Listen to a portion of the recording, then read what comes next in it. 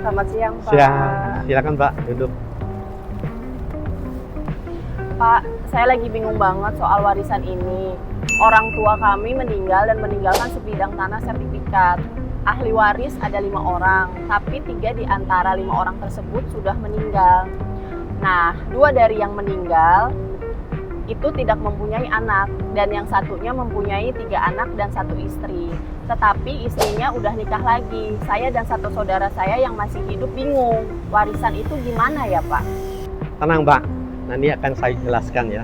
Yang pertama yang harus dilakukan adalah membuat surat keterangan waris. Keterangan waris itu bisa dari pengadilan agama, atau dari pengadilan negeri, atau dari balai harta peninggalan, dan atau lurah dan camat. Yang penting semuanya harus sepakat mengenai surat ahli waris, siapa-siapa yang harus diwariskan. Saat ini yang akan kami jelaskan adalah mengenai keterangan waris yang dari lurah dan camat.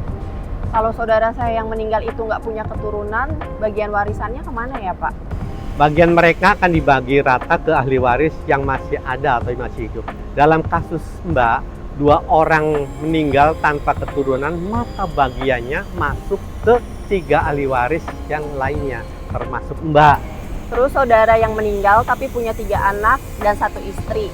Istrinya sekarang sudah menikah lagi, dia masih dapat warisan nggak, Pak?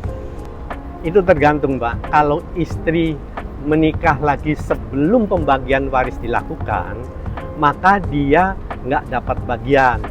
Tapi kalau pembagian waris sudah dilakukan sebelum dia menikah lagi, ya tetap dapat. Terus cara bagi warisnya gimana, Pak?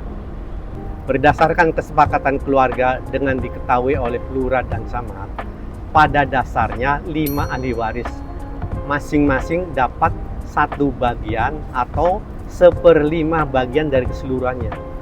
Yang 2 orang meninggal tanpa anak, bagiannya dibagi ke ahli waris yang 3 tadi.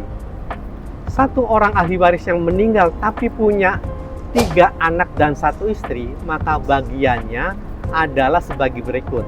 A. Apabila istrinya menikah sebelum pembagian waris, maka pembagiannya ada 1/5 kali 1/4 harta warisan. B.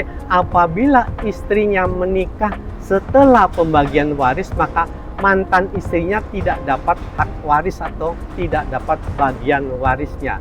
Jadi menjadi 1/5 kali 1/3 harta warisan untuk ketiga anaknya.